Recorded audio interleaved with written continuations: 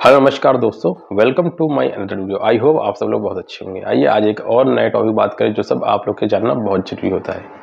आप लोग के लोन है, कई बार लोन ऐसे होते हैं जो डिफ़ॉल्ट हो जाते हैं, आप ईएमआई पे नहीं कर पाते। कई बार लोग लगता है हमारे ऊपर केस हो जाएगा। अक्सर इस बात का सवाल किया जाता है कि चेकबुक आपसे ली जाती है जब आप कोई लोन लेते हैं और चेक अगर वो बाउंस हो गई तो उस पर केस का प्रावधान होता है। ऐसा पहले होता था, लेकिन कुछ टाइम से ऐसा देखा गया है कि आरबीआई ने 130 एक्ट का जो एक्ट था उसको हटा दिया। उसे बोलते क्या है, नेगोशिएबल इंस्ट्रूमेंट एक्ट 138 का एक प्रावधान था जो बैंकों के पास अधिकार होता था कि आपका अगर ईएमआई नहीं पे हो रहा टाइम से तो आपको अकाउंट्स पे चेक लगाते थे, जिससे कि चेक से जब पैसा नहीं मिलता था वो चेक बाउंस हो जाता था और बाउंस होने के बेस पे आपको 138 का केस लगाते थे और जिससे कि कस्टमर को डरा के या परेशान होना या प्रकार की प्रक्रिया से यूज़ किया जाता था। लेकिन कई बार देखा जाता था कि इस प्रकार के केस करने के बावजूद जिन कस्टमरों का लोन के ईएमआई का पेमेंट पे नहीं हुआ है और वो लोग अपना बाद में जब बैंक ने केस किया और केस कोर्ट में गया और कोर्ट में जब कस्टमर भी गया और जब दोनों लोगों ने वहाँ पे अपनी अपनी समस्याएं रखी, पैसा वो पे नहीं किया तो क्यों नहीं किया, क्या रीज़न था, और जब कोर्ट में 1 साल 1.5 साल तक लगातार केस चलने के बाद बहुत सारा बैंकों का समय भी वेस्ट होता था और उसके बाद यही बात देखा कि वो बाद में समझौते के रूप में एक सेटलमेंट का रूप ले लेता था वो केस। और ऐसे बहुत से केस में लगातार देखे जाते रहे हैं कि जो लोग के बाउंसिंग चार्ज को लेके चेक बाउंसिंग का केस किया जाता था और कोर्ट केस में जाता था केस और बाद में सेटलमेंट का रूप लेता था। तो इसमें बैंक को पैसा मिलता था लेकिन सेटलमेंट का रूप में मिलता था। तो होता क्या था कि बैंकों को एक लंबी प्रक्रिया से गुजरना पड़ता था, 1 साल 1.5 साल के टाइम लगते थे और उसके बाद भी वो पैसा सिर्फ सेटलमेंट होता था। जब सेटलमेंट ही होना तो पहले क्यों नहीं। इसको ध्यान में रखते हुए आरबीआई ने 138 का जो केस लगता था उसको हटा दिया।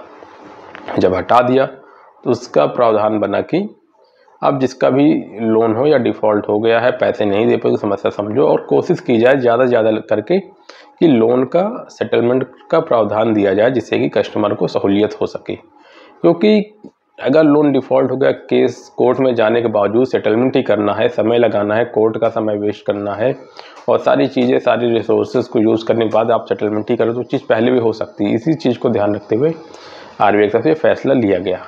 लेकिन इस चीज़ को कई बार होता क्या था कि जो छोटे कस्टमर होते थे इस चीज़ को डर जाते थे, इसका एक प्रकार से मिसयूज़ भी होता था या कहीं डरा धमका कर प्रयास किया जाता था और इस केस के चलते जिन बैंकों को सेटलमेंट के माध्यम कुछ पैसा मिलने वाला होता था केस कर देंगे कोर्ट में, केस करने की वजह से या बात किया थी कि आपका बाउंस हो गया चेक, अब आपके ऊपर केस कर दिया। तो वो कस्टमर होता था क्या कि जहाँ कहीं रहता था घर चेंज कर दिया या मोबाइल नंबर बंद कर दिया, जहाँ जॉब करते वो जॉब का लोकेशन चेंज कर दिया, इस तरह से सारी चीज़ कर देता था जिससे कि बैंक को और परेशानी होती थी और बैंक को पैसा फिर और नहीं मिल पाता था। जहाँ कुछ सेटलमेंट के माध्यम से कुछ उम्मीद होती थी पैसा नहीं, अब ये पैसा 100% मरा हुआ घोषित हो जाता है। तो जिसके चलते इस केस की वजह से कस्टमरों में एक डर का माहौल पैदा हो जाता था जिसके चलते ही लोग नहीं कर पाते थे पेमेंट। और कई बार होता क्या है कि ये 138 का जो केस हो तो बैंक कोर्ट में जाएंगे, समझौते की बात होती थी जहाँ पे बात करना और एक दूसरे के साथ बैठ के कोर्ट के माध्यम से पैसे लेने का रास्ता होता था। लेकिन कई बार कम एजुकेशन होने या पूरी अवेयरनेस ना होने की वजह से लोगों को लगता अब तो केस हो गया, अब हम जेल चले जाएंगे और पुलिस आएगी, और इस तरह के इन्फॉर्मेशन से चलते वो लोग क्या करते थे, मिसगाइड हो जाते थे जिससे कि वो दूर भागते थे, जो कि वो एक सही अवेयरनेस का माध्यम नहीं था। जब इस एक्ट को ख़त्म कर दिया गया इससे क्या होगा, ज़्यादा से ज़्यादा लोन के सेटलमेंट होंगे। जिन लोगों के पास समस्या नहीं है पूरा पैसा ना से कुछ ना कुछ पैसा बैंकों को मिलेगा जिससे बैंक अपनी कुछ भरपाई उससे अपने लॉस को कम कर पाए। इस वजह से इस एक्ट को लाया गया। तो कोर्ट में कभी भी इस प्रकार के जब केस होते थे तो सेटलमेंट का रास्ता आ जाता था। तो इस वजह से कभी भी अगर हो किसी का लोन डिफ़ॉल्ट हो उसको डरने की जरूरत नहीं है, केस नहीं होगा। और कभी भी 5 लाख 7 लाख रुपए के लोन के लिए केस नहीं होता है। अनसिक्योर्ड लोन में कभी नहीं होता। जहाँ पे कोलेक्टर लोन है, सिक्योर्ड लोन है, वहाँ पे ये होता है वो आपकी प्रॉपर्टी बेच के, जिस पे मॉर्गेज आपने ले रखा है उसको बेच के अपना पैसा को रिकवर करते हैं बैंक।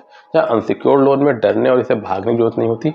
बैंक के साथ बात करके अपने समझौते के अनुरूप चीज़ों का रास्ता होता है और निकल सकता है। तो 138 को आरबीआई ने ख़त्म करने का मेन उद्देश्य यही था कि कस्टमरों को परेशान नहीं किया जाए और डर के मारे गलत रास्ते पे ना जाए और बैंकों को ज़्यादा से ज़्यादा पैसा मिल सके और जिससे कि एक सही प्रक्रिया का प्रयोग हो सके, कोर्ट और इन सब चीज़ों के बीच में ना फंस के बैंक और कस्टमर आपस में तालमेल बैठा के इस प्रक्रिया को ठीक कर पाए और जहां से 138 के केस में कोर्ट की प्रक्रिया से हट के बैंक और कस्टमर के बीच का मामला है वहीं दोनों आपस में निपट लें।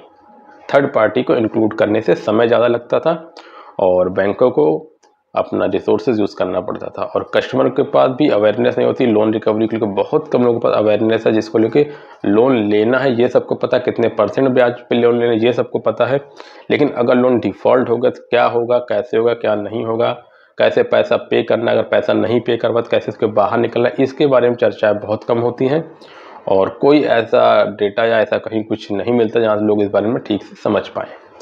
तो मिसकम्युनिकेशन और अवेयरनेस का इशू बहुत है इस चीज़ को लेकर, जिससे जो 138 में अब केस किसी ऊपर नहीं होता दोस्तों, तो परेशान होकर हो सकता नहीं है। आई होप आपको चीज़ समझ में आ गई होगी मेरी वीडियो पे आज के लिए इतना ही। आपको अच्छी लगे लाइक सब्सक्राइब करें। Thank you so much.